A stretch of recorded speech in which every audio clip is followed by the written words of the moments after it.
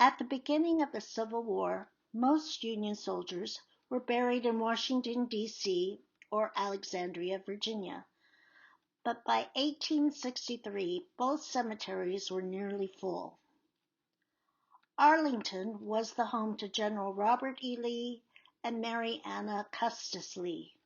It was a gift from Mary's great-grandmother, Martha Washington. A Union general wanted to make it so General Lee's home would never be used again, so he confiscated the home and began burying the Union dead on the property sometime in 1862 or 1863.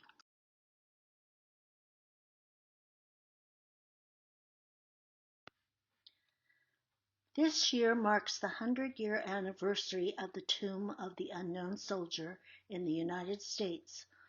On November 11, 1921, an unknown World War I soldier was brought back from France and interred below the three-level marble tomb. 10 years later, in 1931, the tomb was completed to look as we know it today. It consists of 7 pieces of marble in 4 levels, which the largest block has sculpting on all 4 sides.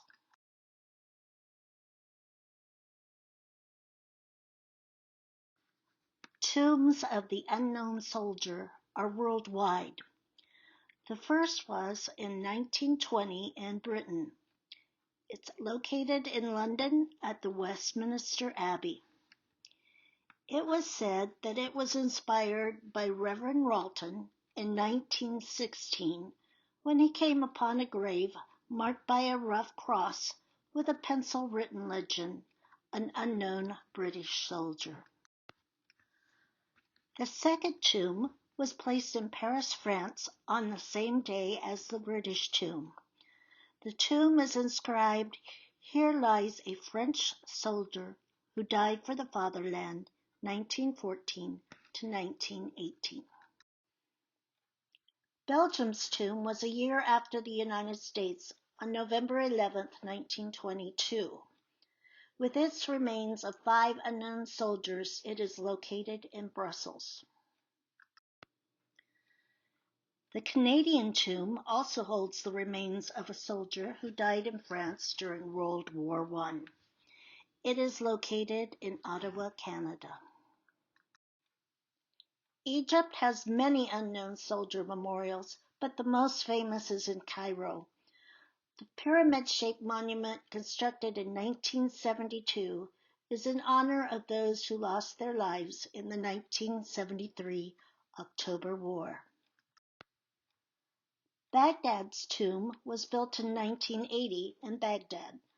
Its shape represents a traditional shield dropping from the dying grasp of an Iraqi warrior.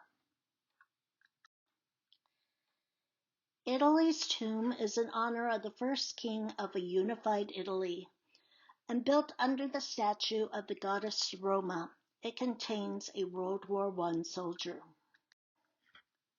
Greek's tomb is in Athens, with members of the Greek army stationed in the front of it. The marble picture in the background is of an ancient warrior grave on a slab. Russia's tomb, dedicated in 1966, is located at the Kremlin Wall in Moscow. It depicts a bronze sculpture of a laurel branch and a soldier's helmet laid upon a banner. When Morrow Washcher was 12 years old, he won a trip to Washington, D.C., and Arlington National Cemetery made an especially indelible impression on him. So later in 1992, as owner of the Washcher Wreath Company, he found he had a surplus of wreaths at the end of the holiday season.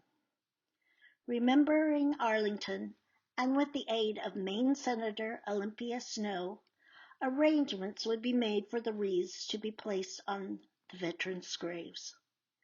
This was the beginning of the program Wreaths Across America, which now covers the entire United States and some foreign countries.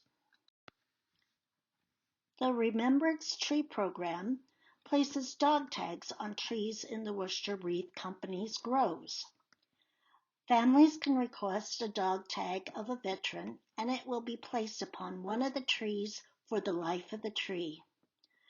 The trees are kept in production, and their balsam tips are harvested every 3 years to make Wreaths Across America wreaths.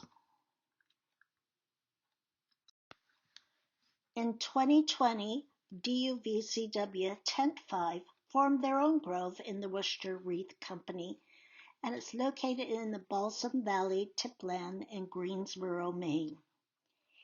Each tree in the grove has a dog tag of one of our members' ancestors who fought in the Civil War.